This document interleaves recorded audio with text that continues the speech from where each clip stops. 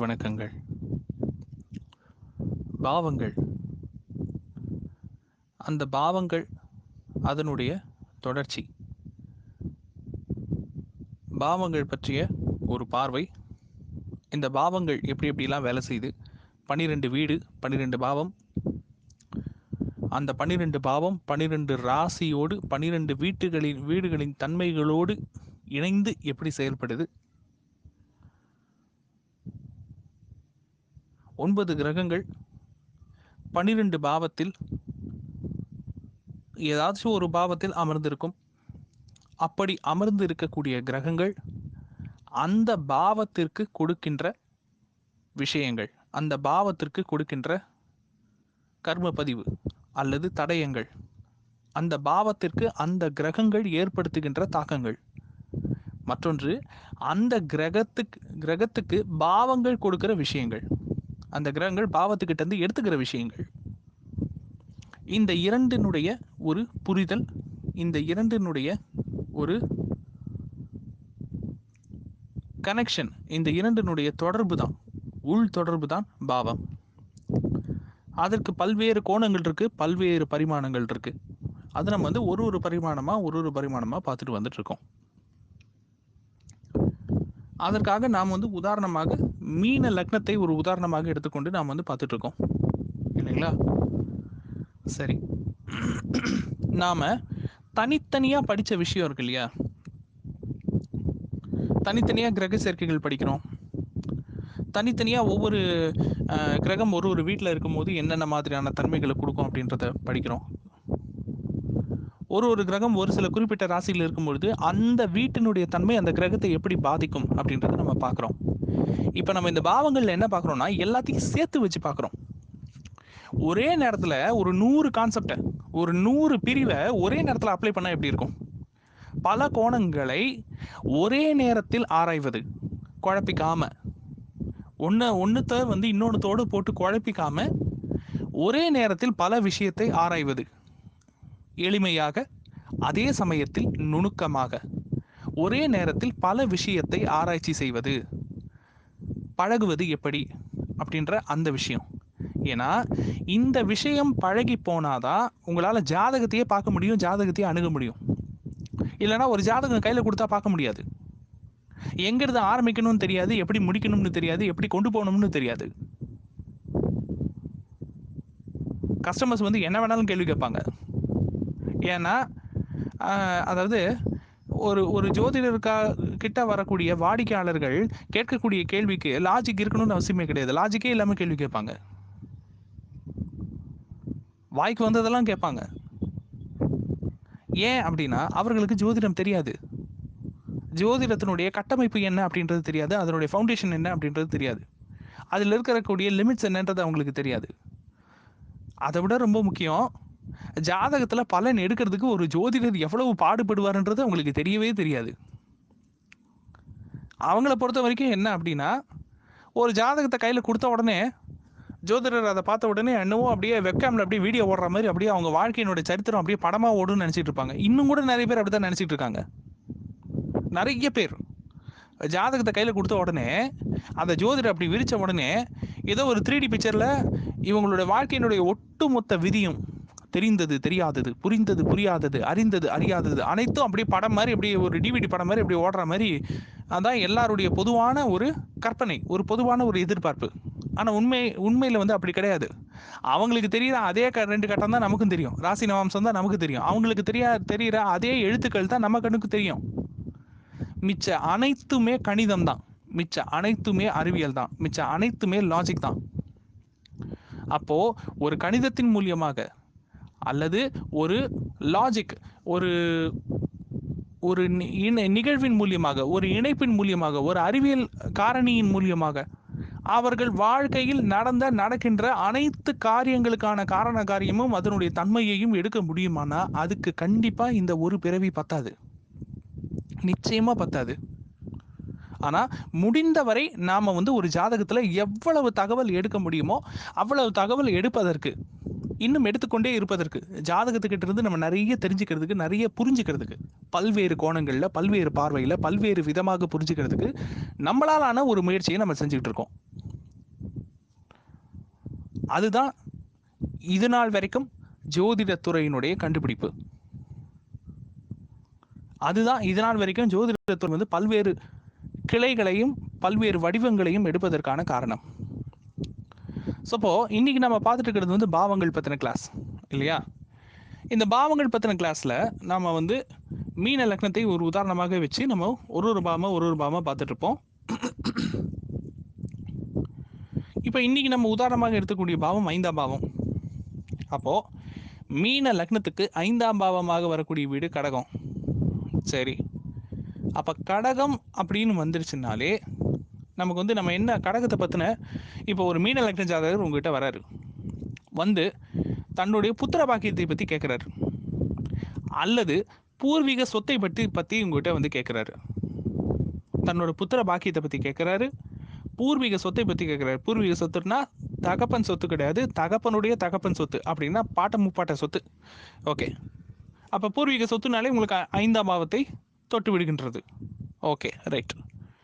பூர்வீக சொத்தை பற்றி உங்கள்கிட்ட கேட்குறாரு, புத்திர பாக்கியத்தை பற்றி கேட்குறாரு. ஏதாச்சும் விளையாட்டுத்துறையில் ஆர்வம் செலுத்தலாமா, விளையாட்டுத்துறையில் நான் வந்து எப்படி இருக்கோம், அந்த துறையினுடைய வளர்ச்சி எப்படி இருக்கும் அப்படின்னு கேட்குறாரு. ஜோதிடம் படிக்கலாமா அப்படின்னு கேட்குறாரு. அதாவது இன்னும் சொல்ல போனால் டெக்னிக்கலாகவே சொல்கிறேன், 5ஆம் பாவம் சார்ந்த கேள்வியாக கேட்டுட்டு இருக்கிறாரு. அவர் கேட்குற கேள்வி எல்லாமே சுற்றி சுற்றி சுற்றி சுற்றி 5ஆம் பாவ காரகத்துவத்துக்குள்ளேயே அடங்குது. இப்போ கேள்வி கேட்கறது ஒரு மீன லக்ன ஜாதகர். ஓகே, அப்போது 5ஆம் அதிபதி எங்கே போய் அமர்ந்திருக்கிறார் அப்படின்றதுக்கான கதை வேற. ஏன்னா சந்திரன் எங்கே அமர்ந்திருக்கிறாரோ அதுதான், சந்திரன் தான் 5ஆம் அதிபதி. அப்போ சந்திரன் போய் எங்கே அமர்ந்திருக்கிறாரோ அதுதான் அவருடைய ஜாதகத்தினுடைய நிலை, 5ஆம் பாவத்தினுடைய நிலை. அது பெர்மனெண்ட், அது வேற. ஆனால் கடகத்துக்குன்னு ஒரு தன்மை இருக்கு இல்லையா? எடுத்த உடனே ஒரு மீன லக்ன ஜாதகத்தை எடுத்த உடனே நமக்கு என்ன புரியும்? கடகம் காணல் நீர், தேட தேட ஓடிக்கிட்டே இருக்கும். நிலை இல்லாத பாவம், மிதக்கும் ராசி. அது நிலை இல்லாத ராசி அப்படின்னா என்ன அர்த்தம்? வரும் வராது, மறுபடியும் வரும் மறுபடியும் வராது, மறுபடியும் வரும் மறுபடியும் வராது. அதற்கு நிலையான கொடுப்பனை அப்படின்றது கிடையவே கிடையாது. சரி, அப்போ பூர்வீக சொத்தை பற்றி கேட்குறாரு. பொதுவாக நம்ம என்ன சொல்லலாம்? ஒரு மீன லக்ன ஜாதகத்துக்கு பூர்வீக சொத்தை பற்றி கேட்கும்போது என்ன சொல்லலாம்? இவர் பூர்வீக சொத்து சார்ந்து ஏதாச்சும் ஒரு வழக்கு வருது, வம்பு வழக்கு வருது, இல்லை ஒரு சமாதான தூது வருது, ஒரு பஞ்சாயத்து வருது. சொத்தை பிரிச்சுக்கலாம்ப்பா, இந்த போர்ஷன் நாங்கள் எடுத்துக்கிறோம், இந்த போர்ஷன் இப்போவே டிஸ்போஸ் பண்ணிடலாம் அப்படின்னு சொல்லிட்டு ஒரு பேச்சு வருது. இப்போது மீன லக்னத்தை சேர்ந்த ஜாதகருடைய தாத்தா, அதாவது தந்தை வழி பாட்டனார், அப்பாவுடைய அப்பா, அவர் உயிரோடு இருக்கார். உயிரோடு இருக்கும் பொழுது அவர் என்ன சொல்கிறாருன்னா, என் பேரில் ஒரு லேண்ட் இருக்குது, இப்போவே நான் வந்து என்ன பண்ணிடுறேன்னா அதை எல்லாம் பிரித்து கொடுத்துட்றேன், டாக்குமெண்ட் கொஞ்சம் ரெடி பண்ணுங்கப்பா, யாராச்சும் என்னை வந்து ரெஜிஸ்டர் ஆஃபீஸ் கூட்டு போங்கப்பா அப்படின்னு கேட்குறாரு அந்த வயதானவர். என் பேரில் இருக்க சொத்தெல்லாம் இப்போவே சரி பங்காக நான் பிரித்து கொடுத்துட்றேன், ஏன்னா எனக்கு அப்புறம் யாரும் அடிச்சுக்கிறதுக்கு நான் வந்து அதை பார்க்குறதுக்கு விரும்பலை. நான் போய் சேர்ந்ததுக்கப்புறம் யாரும் அடிச்சிக்க வேண்டாம், பிள்ளைங்க யாரும் அடிச்சிக்க வேண்டாம். இப்போவே நான் வந்து யார் யாருக்கு என்னென்ன சேரணுமோ அதை வந்து என் கையாலேயே நானே ஒன்று விற்று கொடுத்துட்றேன், இல்லை பிரித்து கொடுத்துட்றேன், இல்லை உயில் நான் வந்து பத்திரம் எழுதிடுறேன் அப்படின்னு சொல்கிறாரு. இப்படி சொல்பவர் யார் அப்படின்னா மீன லக்னத்தினுடைய பாட்டனார், தாத்தா, அப்பாவுடைய அப்பா. தன் பெயரில் இருக்கின்ற சொத்தை அல்லது தன்னுடைய பூர்வீக சொத்தை இந்த மாதிரி பிரித்து எழுதிடுறேன் அல்லது செட்டில் பண்ணிடுறேன் அப்படின்னு சொல்கிறாரு. இப்படி சொன்ன உடனே ஒரு மீன லக்ன ஜாதகர் அல்லது அவருடைய தந்தை என்ன செய்ய வேண்டும்? ஏன்னா மீன லக்னத்துக்கு கடகம் 5ஆம் பாவம் அப்படின்னா மீன லக்னத்துடைய தந்தை யாரு? விருச்சிகம். அந்த விருச்சிகத்துக்கு கடகம் எத்தனாவது பாவம்? 9ஆம் பாவம். அப்போ 9ஆம் பாவம் தான் தகப்பன் சொத்து, தகப்பனுடைய பிலாங்கிங்ஸ், அப்பாவுடைய ப்ராப்பர்ட்டி. ஓகே, இப்போ இவங்க என்ன பண்ணணும்? மீன லக்னமும் மீன லக்னத்தினுடைய தந்தையும் உடனே சென்டிமெண்ட்டா அல்லது பேராசையோட அல்லது வேற ஏதாச்சும் ஒரு எண்ணத்தோட அல்லது ஒரு காரியத்தை தள்ளி போடுற சோம்பேறித்தனத்தோட ஏதோ ஒரு அணுகுமுறையில் ஏதோ ஒரு எண்ணத்தில் இவங்க வந்து ரெகுலராக என்ன பண்ணுவாங்க, அதுக்கு இப்போ என்னப்பா அவசரம், எல்லாம் லேண்டு ரேட்டு ஏறட்டும், சொத்தோட விலை ஏறட்டும், அதுக்கப்புறம் பிரிச்சுக்கலாம், அதுக்கப்புறம் பொறுமையாக விற்றுக்கலாம், இப்போ என்ன அவசரம் அப்படின்னு சொல்லுவாங்க. இது பொதுவான இயல்பு, இது நிறைய பேர் செய்கிறது தான். யாரும் குறிப்பிட்டு சொல்ல விரும்பலை. பொதுவாகவே எல்லாருடைய இயல்பு இது. ஒரு வீட்டில் சொத்து பற்றின அல்லது பத்திரத்தை பற்றின அல்லது உயில் பற்றின ஒரு பேச்சு அடிபடுது அப்படின்னாலே பொதுவாக இப்படி பேசுறது எல்லாருடைய பழக்கம். ஆனால் ஒரு மீன லக்னத்தை சேர்ந்தவர், மீன லக்னத்தினுடைய தந்தை இதை செய்யலாமா, இதை செய்யக்கூடாது. ஏன் செய்யக்கூடாது? கடகம் என்பது வரும்பொழுது நாம் பயன்படுத்தி கொள்ள வேண்டும். வரும்பொழுது நாம் தவற விட்டுவிட்டோம் அப்படின்னா நாம் நினைக்கும் பொழுது அது வராது. மறுபடியும் அது எப்போ வருமோ அப்போ தான் வரும். அது எப்போ வரும்னு நம்மளாலையும் கணிக்க முடியாது இல்லையா? கடகம் என்கின்ற பாவம் அது ஒரு பலனை, ஒரு பயனை தரும் பொழுதே அந்த கனியை பயன்படுத்தி கொள்ள வேண்டும். அது தரும்போது இப்போ எனக்கு வேணாம் அப்படின்னு நம்ம சொல்லிட்டோம்னா மறுபடியும் அது கொடுக்கும் பொழுது ஒன்று நம்ம அதை வாங்கும் நிலையில் நாம் இருக்க மாட்டோம். அப்படி இல்லைன்னா நாம வாங்கணும்னு நினைக்கும் போது அது தரக்கூடிய நிலையில இருக்காது. இதுதான் இங்க பிரச்சனை. அதே போல குழந்தை பெற்றுக்கொள்ளும் ப்ராசஸ் இருக்கு இல்லையா, அதுவும் ஒரு கணவன் மனைவியினுடைய அந்தரங்கம், தனிப்பட்ட விஷயம். ஆனால் ஒரு குறிப்பிட்ட காரணத்துக்காக கன்சீவான குழந்தையை ரிப்பீட்டடாக கலைச்சிக்கிட்டே இருக்கிறாங்க, அபார்ட் பண்ணிகிட்டே இருக்கிறாங்க ஒரு கப்பல். அதில் யாராவது ஒருவர் மீன லக்னத்தை சேர்ந்தவராக இருந்தாலும் தயவு செஞ்சு அந்த தவறை செய்யாதீர்கள். ஏன்னா அதுக்கப்புறமா நீங்கள் குழந்தை வேணும்னு நினைக்கும் பொழுது உங்களுக்கு கிடைக்காம போயிடும், டிலே ஆகும், பல வருடங்கள் கூட ஆகலாம். அதே போல் ஒரு மீன லக்னத்தை சேர்ந்தவருக்கு ஜோதிடம் படிக்கிற வாய்ப்பு கிடைக்குது, ஏதாச்சும் ஒரு கலையை கற்கக்கூடிய வாய்ப்பு கிடைக்கிறது. ஓவிய கலையாக இருக்கலாம், ஜோதிட கலையாக இருக்கலாம், வாஸ்துவாக இருக்கலாம், ஏதோ ஒன்று கலை மற்றும் அறிவியலில் நேரம் செலுத்தக்கூடிய ஒரு வாய்ப்பு அவருக்கு கிடைக்கின்றது. அப்படின்னா என்ன பண்ணணும்? அந்த வாய்ப்பை கிடைக்கும் நேரத்திலேயே பயன்படுத்தி கொள்ள வேண்டும். அந்த வாய்ப்பை அவர் உதறிவிட்டார் அப்படின்னா மீண்டும் அவர் கேட்கும் போது அவருக்கு அது கிடைக்காது. ஓகே, 5ஆம் பாவம் சார்ந்து இன்னும் வேற என்னென்னலாம் இருக்கு? ஸ்போர்ட்ஸாக இருக்கலாம், இன்னும் வேற ஏதாச்சும் காரகத்துவமாக இருக்கலாம். அதுக்காக ஷேர் மார்க்கெட்டு, ஸ்டாக் மார்க்கெட் 5ஆம் பாவம் தானே, அதில் யாராச்சும் கேட்டால் உடனே பணம் போடலாமான்னு தயவு செஞ்சு எங்கிட்ட கேட்காதீங்க. அதுக்கு என்கிட்ட பதில் கிடையாது. ஏன்னா ஷேர் மார்க்கெட்டை பற்றி, ஸ்டாக் மார்க்கெட்டை பற்றி பல தடவை நான் ஏற்கனவே அன்அஃபிஷியலாக நிறைய பேர்த்துக்கிட்ட பேசியிருக்கேன். ஸோ தீய காரகத்துவத்தை பற்றி என்னிடம் கேட்காதீர்கள். யூக வருமானத்தை பற்றி தயவு செய்து என்னிடம் கேட்காதீர்கள். நான் எப்பொழுதுமே அதுக்கு எதிரி தான். சரிங்களா? சரி, இப்போ மீன லக்னத்துக்கு 5ஆம் பாவத்தில் கிரகங்கள் அமர்ந்திருந்தா என்ன பலன் கேட்டால் உச்சம்போ நீச்சம்போ. குரு அமர்ந்தா உச்சம், செவ்வாய் அமர்ந்தால் நீச்சம் அப்படின்னு நம்ம சொல்லுவோம் இல்லையா? சரி, ஓகே. இப்போ 5ஆம் பாவம் அப்படின்றது தந்தையுடைய தந்தை.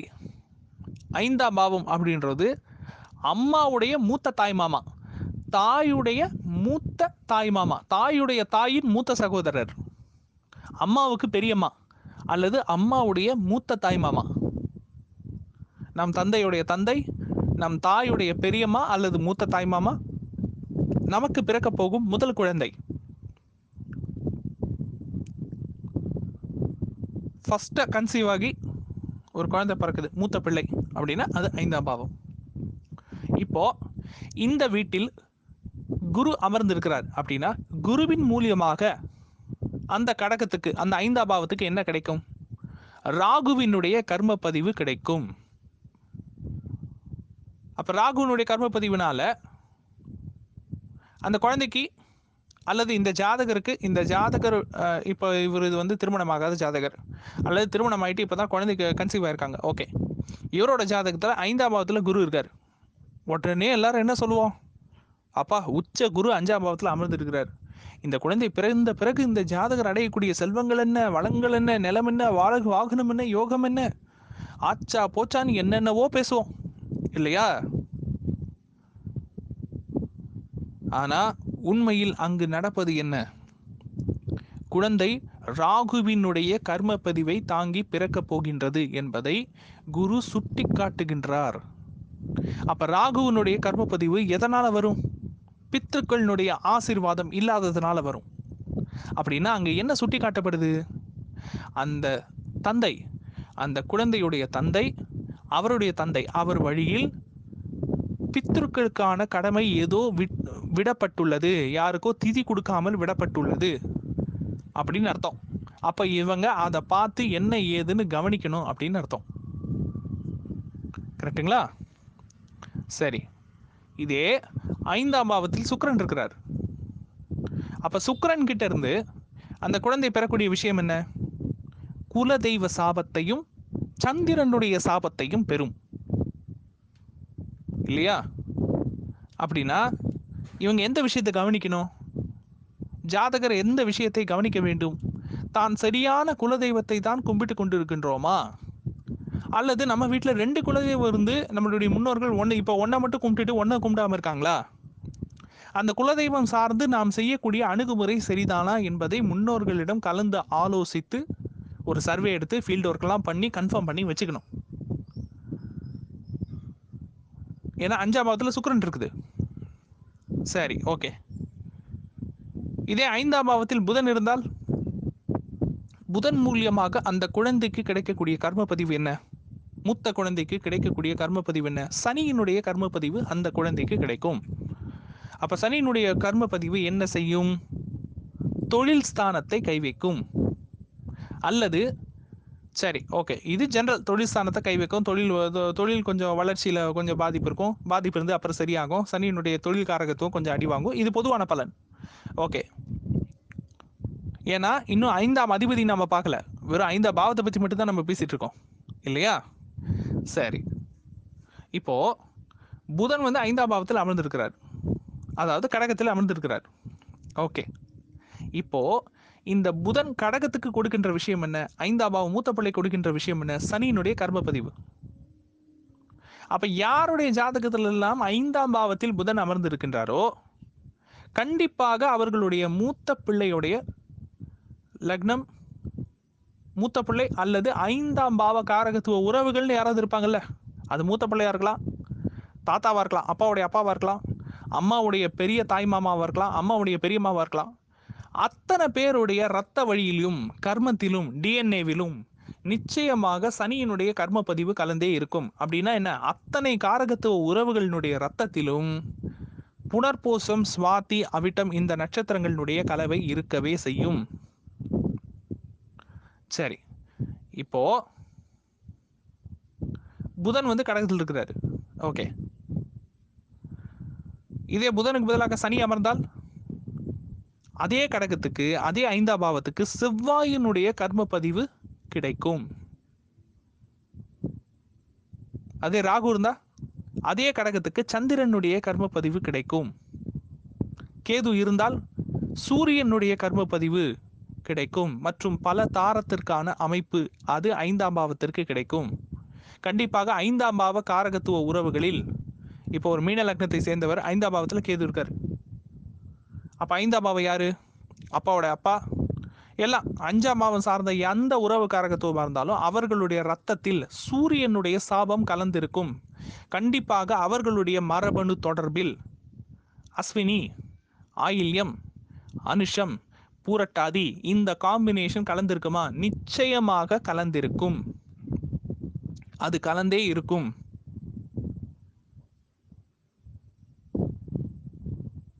சனியை பற்றி பார்த்தோம், புதனை பற்றி பார்த்தோம். செவ்வாய் 5ஆம் பாவத்தில் செவ்வாய் இருந்தால் ஜென்ரலாக என்ன சொல்லிடுவோம்? வெறும் நீச்சம் அப்படின்னு சொல்லிடுவோம். ஆனால் செவ்வாய் தான் பிறந்த உத்திராட நட்சத்திரத்தின் மூலியமாக தான் பெற்ற கன்னியின் சாபத்தையும் குருவின் கர்ம பதிவையும் அந்த 5ஆம் பாவத்திற்கு கொடுக்கும். அப்போ 5ஆம் பாவம் அதோடு தொடர்பாகி விட்டது. அப்படின்னு என்ன அர்த்தம்? 5ஆம் பாவம் சார்ந்த அத்தனை காரகத்துவ உறவுகளுக்குள்ளும் இந்த மரபணு தொடர்பு கலந்தே இருக்கும்.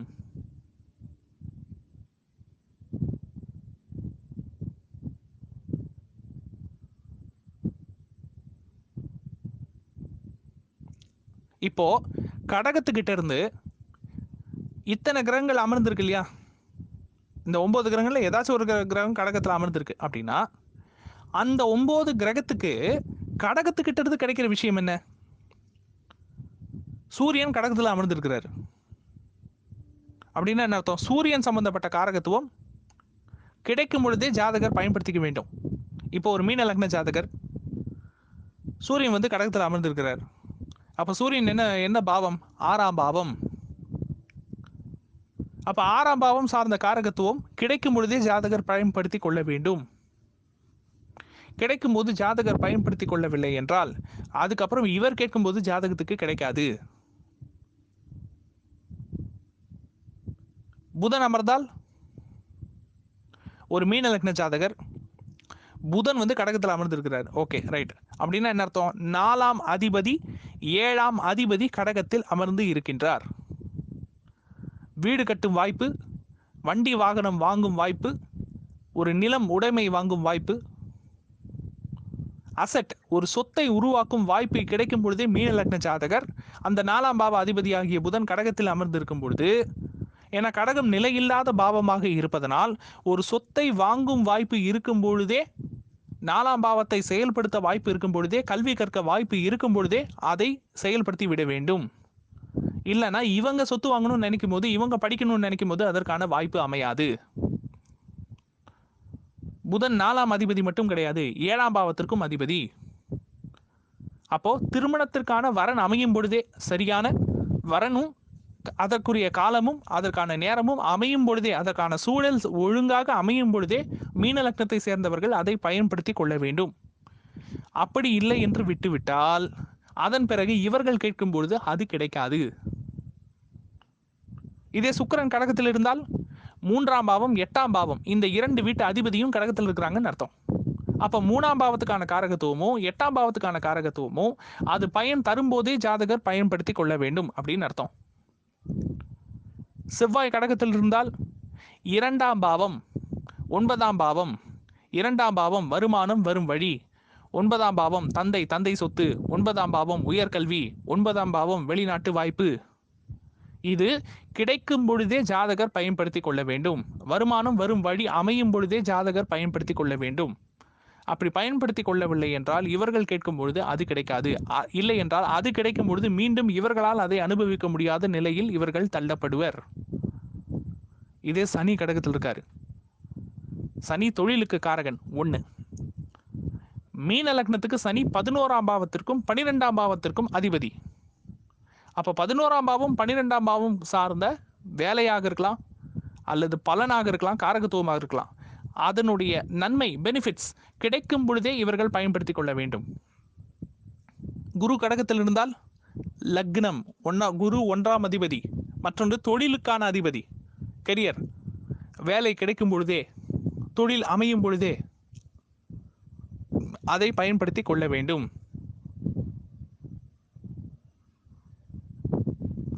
இப்படித்தான் நீங்கள் வந்து ஜாதகத்தை அணுக முடியும். இப்படி ஒவ்வொன்றாகத்தான் ஒவ்வொரு முடிச்சாகத்தான் நீங்கள் அவிழ்க்க முடியும். ஒரே நேரத்தில் 100 விஷயத்தை அப்ளை பண்ணணும் அப்படின்னாலும் கொஞ்சம் கொஞ்சமாக ப்ராக்டிஸ் பண்ணால் தான் முடியும். ஒரே நாளில் 1000 பாயிண்ட்டையும் ஒரே நேரத்தில் அப்ளை பண்ணவும் முடியாது எல்லாராலையும். அதற்கு பழக்கம் வேண்டும். அதற்கு பழக்கப்படுத்தி கொள்வதற்காகத்தான் இந்த செஷனே இருக்குது. நிறைய பேசுவோம், நிறைய டிஸ்கஸ் பண்ணுவோம். இன்னைக்கு நாம டிஸ்கஸ் பண்ண இந்த விஷயத்தை ஜாதகத்தில் அப்ளை பண்ணி பாருங்க. கிடைக்கக்கூடிய சந்தேகங்களையும் தரவுகளையும் தவறாமல் குழுவில் பதிவிடுங்கள். நன்றி.